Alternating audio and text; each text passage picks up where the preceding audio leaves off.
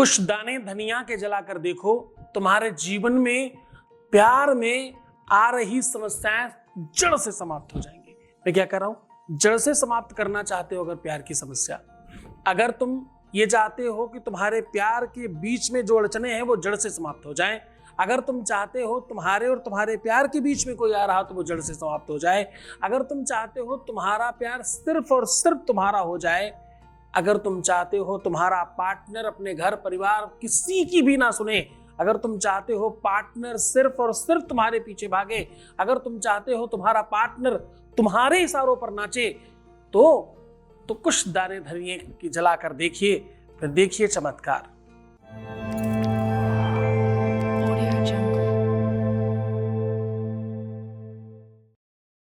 हम आज फिर से आपके साथ रिपीट कर रहे हैं। आज हम कह रहे हैं धनिया के कुछ दाने जला देने से आपके जीवन में तलाक जैसी चीजें नहीं रहती। धनिया के कुछ दाने जला देने से आपकी लाइफ में समस्याएं समाप्त हो जाती हैं। धनिया समझते हो ना आप? धनिया के कुछ दाने जला देने मात्र से आपके प्यार में आ रहे बीच के लोगों को हमेशा के लिए खत्म किया जा सकता है। कान भरने वालों को, भड़काने वालों को, अलग करने वालों को सदैव दूर रखा जा सकता है।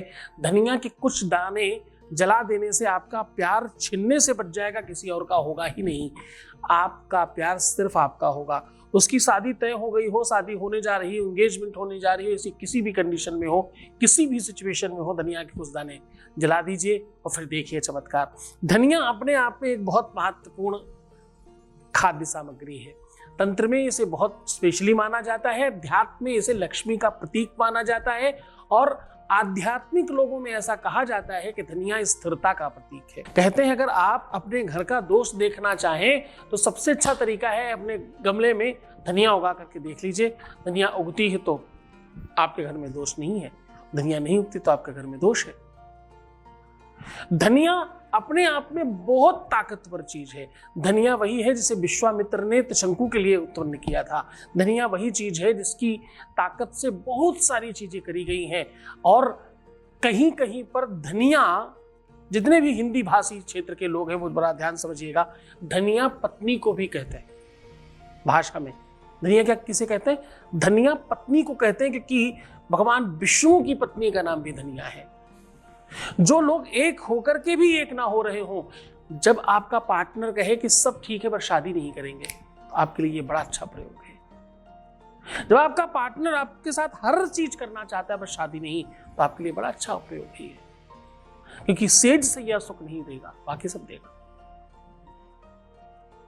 लीगली, हाँ, सबके सामने, समकक्षता में, सार्वजनिक रूप से कि ये मेरी पत्नी है, ये मेरा पति है। तो आज उसी व्यवस्था को मजबूत करने के लिए आपको एक अद्भुत साधन बता रहा हूं। सीधे उधर की वो लेकर के चल रहे हैं, उसके पहले एक वॉइस मैसेज ले रहे हैं। Voice message please. Radhe Radhe Guruji, ओम नमः शिवाय। गुरुजी, मैं आपसे जुड़ी थी, उस टाइम बहुत परेशान थी और मेरा पार्टनर भी उस टाइम मुझसे बात नहीं कर रहा था, लेकिन धीरे धीरे गुरुजी आपने सब कुछ मेरी लाइफ में बेहतर कर दिया। जिसे मैं चाहती थी, जिसे मैं अपना बनाना चाहती थी, आज वो मेरा हस्बैंड है और हम दोनों साथ में हैं। मैं बहुत खुश हूँ गुरुजी, ये सब आपकी कृपा, आपकी वजह से हो पाया है। मेरे पास शब्द नहीं है कि मैं क्या बोलूँ गुरुजी। आपने वो किया है जो शायद कभी मैं सोचती थी कि होगा भी या नहीं होगा। मेरे लिए इम्पॉसिबल को पॉसिबल कर दिया आपने। मैं मतलब समझ में नहीं आता मुझे कि क्या बोलूँ मैं। सब आपकी ही कृपा है गुरुजी। बस मैं चाहती हूँ कि हमेशा अपना आशीर्वाद हम दोनों पे ऐसे ही बनाए रखिएगा गुरुजी। सब अच्छा हो लाइफ में, जैसे आपने यहाँ तक मेरा हाथ थामा है। आगे हमेशा मैं चाहती हूँ कि ज़िंदगी भर आप मेरे साथ रहें, मुझे ऐसे ही संभाले रखें गुरुजी। बस आपकी ऐसे ही कृपा बनी रहे हम दोनों पे। और जो आपने किया है गुरुजी, वो तो उसके लिए शब्द ही नहीं है मेरे पास। इम्पॉसिबल को पॉसिबल कर दिया आपने मेरी लाइफ में। Thank you so much guruji. Thank you so much to you. बहुत आशीर्वाद, बहुत धन्यवाद, सब तरफ से धन्यवाद आपका। आपने मुझे चुना, मेरी बात मानी, उपाय किए, सोल्यूशन किए और तुम जीत गए। इन सब चीजों के लिए बहुत धन्यवाद। फिर से तुम आगे बढ़ करके अपनी बात रखे, इसके लिए फिर से धन्यवाद। हर बात के लिए बहुत बहुत धन्यवाद, और तुम और सफल हो, इसी तरह से आगे बढ़ते रहो, इसके लिए धन्यवाद। अब सीधा उपाय की बात कर लेता हूं। आपको इसके लिए चाहिए बहुत महीन सुई, हल्का पतला धागा और धनिया के वो दाने जो थोड़े से बड़े हों। धनिया के दाने चाहिए आपको 51, 51। ये वन है, तपस्या कहाँ होती? वन में। और 50 के बाद वन शुरू हो जाता है, 51, है ना? तो 51 धनिया के बड़े दाने लेने हैं आपको, थोड़े बिग साइज के, और बहुत छोटी पतली सुई लेनी है और पतला धागा लेना है। अब आपको करना यह है कि धनिया के दानों को आप हल्दी और दूध के मिश्रण में भिगो दीजिए। ध्यान से समझिए, हल्दी और दूध का मिश्रण थोड़ा पतला बनाइएगा, कम हल्दी डालिएगा दूध में, भिगो दीजिए। भिगोने के बाद बिल्कुल पतली सुई से, एक एक सुई से उसको चुभा चुभा के माला जैसा बनाना है। पर जैसे ही आप चुभाते रहेंगे वैसे अपने पार्टनर का नाम मन में लेना है और शुरुआत में एक शब्द, आखिरी में एक नंबर बोलना है। क्या बोलना है? ओम इदम महम। क्या बोलना है? इदम महम।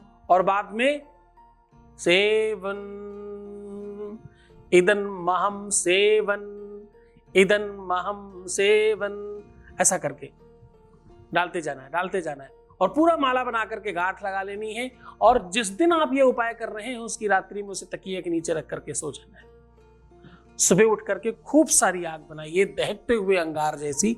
कुछ नहीं मिले तो खूब सारा कपूर जला करके उसमें अपने पार्टनर का नाम ले करके बोल देना है कि तुम सिर्फ और सिर्फ मेरे हो जाओ, ओम गौरी शंकराय नमः, ऐसा बोलकर डाल दीजिए।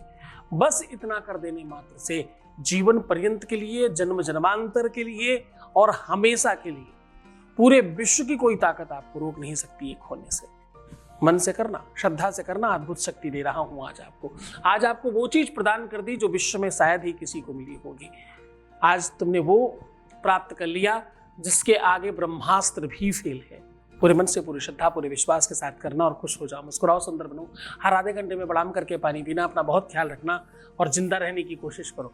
जिंदा सिर्फ शरीर से नहीं, मन और आत्मा और दिमाग से रहने की कोशिश करो। मैं उधर की बात कर रहा हूं। अच्छा सोचो, रोना मत, परेशान मत होना, नेगेटिव मत होना, उल्टा सीधा मत सोचना। नेगेटिव सोचना बंद कर दो ना, प्रीवियस लाइफ मत करना, पैसों का आदान प्रदान मत करना। जितना हो सके सकारात्मक रहने की कोशिश करो और खुद का ख्याल रखो। मैं तुम्हारा भी रख रहा हूं। ओम नमः शिवाय।